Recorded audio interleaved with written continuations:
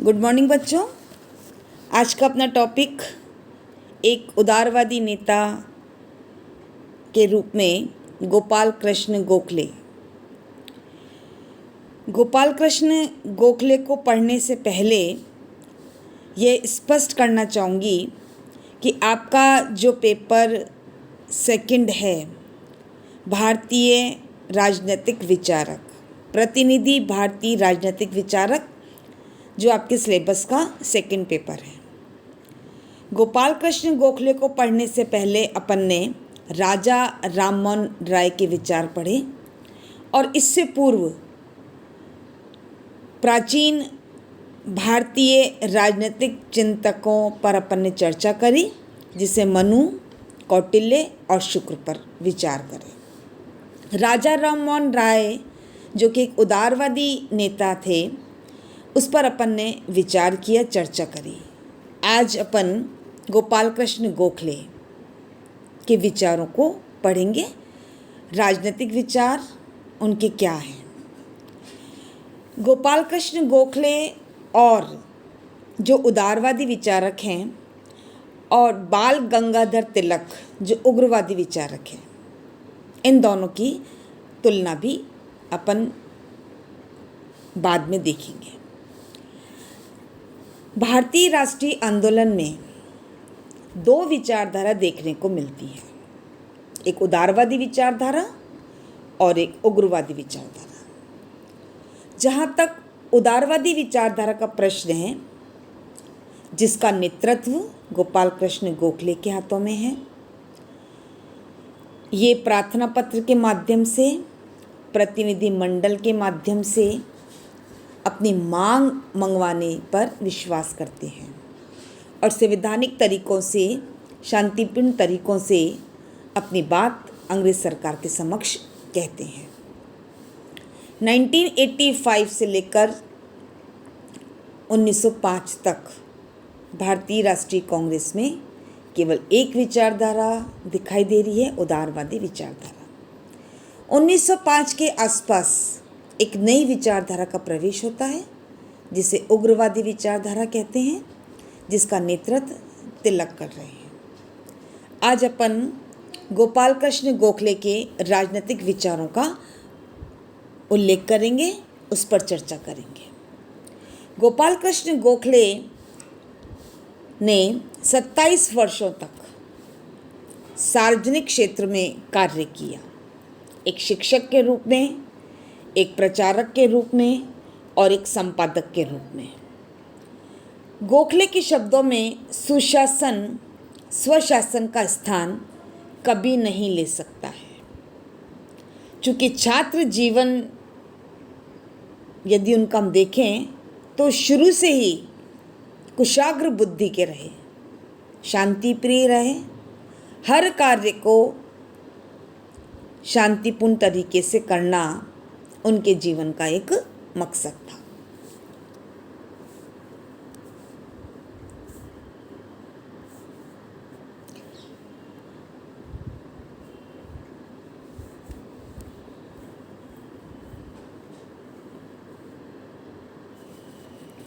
गोखले के राजनीतिक विचारों का जहाँ तक प्रश्न है, गोखले के राजनीतिक विचार सार्वजनिक सभाओं, विधान परिषद के बजट या अन्य विषयों पर किए गए भाषणों, हॉब हाउस आयोग के समक्ष भारतीय राष्ट्रीय कांग्रेस के अध्यक्ष के रूप में विविध विषयों पर प्रकट किए गए विचार, भारत सेवक समाज के उद्देश्यों एवं भारतीय संवैधानिक एवं प्रशासनिक सुधारों के संबंध में तैयार किए गए राजनीतिक वसीयतनामा में मिलते हैं। गोखले के जो राजनीतिक विचार हैं, वो उन्हें राजनीतिक वसीयतनामा के नाम से जाना जाता है। राजनीतिक विचारों के क्रम में सबसे पहले गोखले ने ब्रिटिश शासन को एक ईश्वरीय वरदान के रूप में स्वीकार करने की बात की। गोखले अन्य उदारवादियों की भांति ब्रिटिश सभ्यता, ब्रिटिश संस्कृति, ब्रिटिश भाषा और ब्रिटिश संस्थाओं से बहुत अधिक प्रभावित थे। उनका यह गहरा विश्वास था कि ब्रिटेन के साथ संबंध बनाए रखकर भारत का उद्धार और भारत का विकास और भारत की उन्नति की जा सकती है। इसलिए वे इन संबंधों को स्थायी बनाए रखना चाहते थे। वे इसे ईश्वरीय वरदान मानते हैं कि ब्रिटेन का शासन हमारे देश के लिए, हमारे लिए एक वरदान है। इससे हमें कुछ सीखना चाहिए। इंग्लैंड को वे पथ प्रदर्शक मानते थे। वे कहते थे कि भारत राजनीतिक एकता, शासन व्यवस्था, संचार व्यवस्था, न्याय व्यवस्था, स्थानीय संस्थाएं आदि सब ब्रिटिश शासन की एक अमूल्य देन है। क्या कह रहे हैं वो? कि हमारे यहाँ पर जो राजनीतिक एकता है, जो शासन व्यवस्था है, जो संचार व्यवस्था है, जो न्यायिक व्यवस्था है, जो स्थानीय संस्थाएं हैं, ये सब किसकी देन है? इंग्लैंड की देन है, ब्रिटिश सरकार की देन है। वे मानते थे कि ब्रिटिश शिक्षा, साहित्य और विचारधारा यानी उदार प्रजातांत्रिक मूल्यों ने भारत में राष्ट्रीयता और प्रजातांत्रिक विचारों को जन्म दिया है। यानी जो इंग्लैंड की शिक्षा है, ब्रिटेन की शिक्षा है, जो वहाँ का लिटरेचर है, जो वहाँ की आइडियोलॉजी है, इन सभी ने भारत में राष्ट्रीयता को जन्म दिया है और प्रजातांत्रिक विचारों को, प्रजातांत्रिक मूल्यों को जन्म दिया है। तथा वे मानते थे कि ब्रिटेन भारत के शासन को एक न्याय के रूप में संचालित कर रहा है। इतना अधिक गहरा विश्वास है कि क्या कह रहे हैं वो? शासन, ब्रिटिश शासन एक न्याय के रूप में संचालित हो रहा है और भारत में लोगों की उन्नति के लिए नैतिक दायित्व का निर्वाह कर रहा है। ब्रिटिश शासन का लक्ष्य इंग्लैंड का लाभ नहीं, अपितु भारत का नैतिक और भौतिक कल्याण था। गोखले भारतीयों को राजभक्ति का पाठ पढ़ाते थे। किसका पाठ पढ़ाते थे? राज। और राज कौन कर रहा है? अंग्रेज कर रहे हैं, ब्रिटिश लोग कर रहे हैं। गोखले ने समय समय पर अपने संपादकीय लेखों के माध्यम से भारतीयों को राजभक्ति के बारे में बताया, उसका पाठ पढ़ाया और साथ में वे ब्रिटिश राजनीतिज्ञों एवं नौकरशाही को उनकी न्यायप्रियता, औचित्यपूर्णता, स्वतंत्रता तथा उदारता का स्मरण कराकर उन्हें भारतीय मांगों के प्रति उदार आचरण का परिचय देने के लिए प्रेरित भी करते हैं। दोनों के बीच में, किनके बीच में? ब्रिटिश राजनीतिज्ञ, ब्रिटिश नौकरशाही और भारतीय जनता के बीच एक मीडिएटर का, एक माध्यम का काम गोखले कर रहे हैं, क्योंकि वे भारत की स्थिति को भी देख रहे हैं, लेकिन वे राजभक्त भी हैं और ब्रिटिश शासन के अंतर्गत ही वे सुधार की बात करते हैं। 1902 के बजट भाषण में उन्होंने कहा था कि आवश्यकता इस बात की है कि हमें अनुभव करने दिया जाए कि हमारी सरकार विदेशी होते हुए भी भावना से, मन से राष्ट्रीय है। वे भारतीय जनता के कल्याण को सबसे ऊपर रखती है और भारतीय जनता के कल्याण को वह सर्वोपरि मानती है। तो गोखले क्या कह रहे हैं कि जो ब्रिटिश शासन है वो हमारे लिए ईश्वरीय वरदान है, इस वरदान को हमें बनाए रखना है। राजनीतिक विचारों के इस क्रम में गोखले के अनुसार ब्रिटिश साम्राज्य के अंदर भारत के लिए वे स्वराज्य की बात कर रहे हैं। गोखले भारत के लिए स्वराज्य चाहते थे, परंतु इसे वे ब्रिटिश साम्राज्य के अंग के रूप में प्राप्त करना चाहते थे। आगे अपन तिलक को पढ़ेंगे। तिलक ब्रिटिश शासन के बिल्कुल खिलाफ है और जिस संवैधानिक और शांतिपूर्ण आंदोलन की शुरुआत गोखले करते हैं, उस आंदोलन को जन आंदोलन का रूप तिलक ने दिया। वे उससे पृथक होकर स्वशासन प्राप्त करना नहीं चाहते। किसके अंदर प्राप्त करना चाहते हैं? ब्रिटिश साम्राज्य के एक अंग के रूप में। गोखले ने अपने जीवन में ब्रिटिश साम्राज्य से संबंध विच्छेद की कभी बात सोची ही नहीं। गोखले भारत के भावी विकास के प्रति आशावादी थे, परंतु वे इसको भी ब्रिटिश क्राउन की छत्र छाया में ही प्राप्त करना चाहते थे।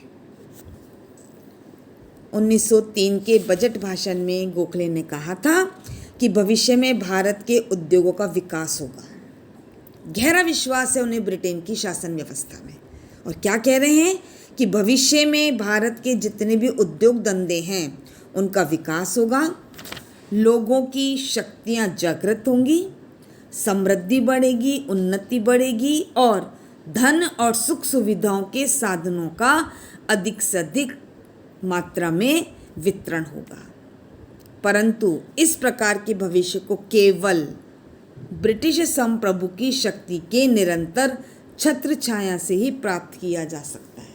यानी गोखले का दो मन है, एक ब्रिटिश साम्राज्यवाद के प्रति और एक देशभक्ति के प्रति।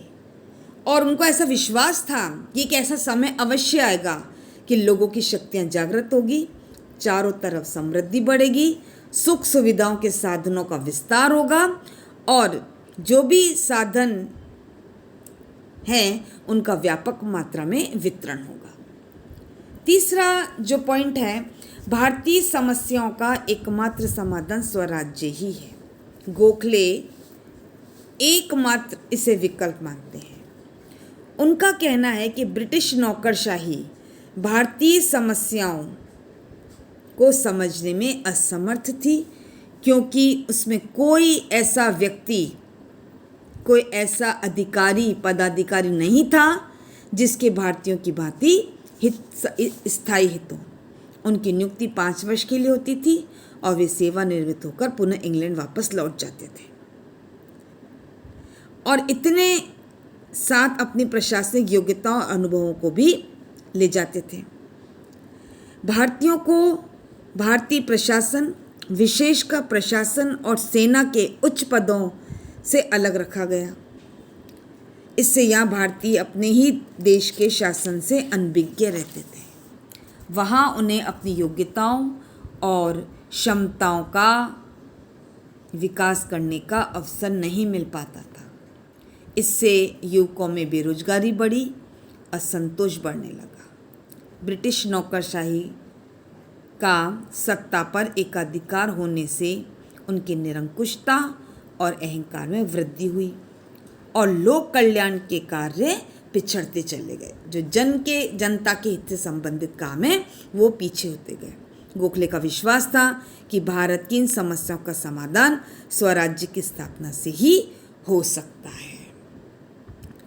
नेक्स्ट, संवैधानिक और शांतिपूर्ण साधनों में विश्वास। गोखले संवैधानिक सत्ता की वैधता को चुनौती देने के पक्षधर नहीं थे। वे हिंसा, क्रांति या किसी प्रकार की राजनीतिक हत्या के माध्यम से अंग्रेज सरकार को उखाड़कर फेंकना नहीं चाहते थे। उनके अनुसार शासन तंत्र के विरुद्ध युद्ध करते समय संवैधानिक मार्ग अपनाना चाहिए। तभी उन्होंने प्रतिनिधिमंडल भेजकर, प्रार्थना पत्र प्रस्तुत कर, याचिकाएं देकर अपनी बात मंगवाने की बात करी। उनका प्रयास था कि तथ्यों और तर्कों को अपनी बात का आधार बनाया जाए और समझा बुझाकर उन लोगों के विचारों को बदला जाए जिनका कुछ महत्व है। गोखले के संवैधानिक साधन शांतिप्रिय थे। वे नैतिक अनुबंध, विनय कर अपनी बात की समाचार पत्र, प्रार्थना पत्र, याचिकाएं, विचार विमर्श आदि को हमेशा महत्व देते थे। गोखले के संवैधानिक साधनों में निष्क्रिय प्रतिरोध की तकनीक शामिल थी। निष्क्रिय प्रतिरोध, वे इसे एक संवैधानिक आंदोलन की सर्वोत्तम तकनीक मानते हैं। निष्क्रिय प्रतिरोध को उन्होंने स्पष्ट किया, यह अपनी प्रकृति से सारभूत में रक्षात्मक है और यह अपनी लड़ाई को नैतिक और आध्यात्मिक साधनों से लड़ता है। एक निष्क्रिय प्रतिरोध अत्याचार का प्रतिरोध शारीरिक कष्ट द्वारा करता है। वह पशु शक्ति के विरुद्ध आत्मा की शक्ति को रखता है। वह दमन के विरुद्ध कष्ट को रखता है। वह शक्ति के विरुद्ध विवेक को रखता है। वह अन्याय के विरुद्ध विश्वास को रखता है और गलत के विरुद्ध सही को रखता है। ये है निष्क्रिय प्रतिरोध की परिभाषा। और निष्क्रिय प्रतिरोध तकनीकी रूप में करों को न देना, टैक्स न भरना। गोखले का कहना है जब तक शिकायतें का निवारण ना हो जाए तब तक कर बंदी आंदोलन का सहारा लिया जा सकता है। इसे गोखले स्वराज्य प्राप्ति का सर्वोत्तम साधन मानते हैं। वे समस्याओं के समाधान के समय और समझौता वृत्ति का पालन करते हैं। वे सहयोग चाहते थे, असहयोग बहिष्कार नहीं। वे सुधार चाहते थे, क्रांति नहीं।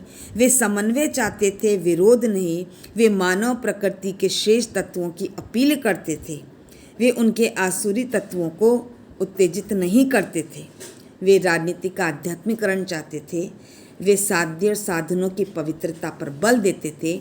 वे ब्रिटिश शासकों को ही आग्रहों, तथ्यों, तर्कों और रचनात्मक आलोचनाओं द्वारा उनके विवेक को जागृत करना चाहते थे। डॉक्टर पट्टाभी सीतारामैया ने अपनी पुस्तक हिस्ट्री ऑफ कांग्रेस में स्पष्ट कहा, गोखले विरोधियों को हराने में नहीं, उसे जीतने में विश्वास करते थे। धन्यवाद।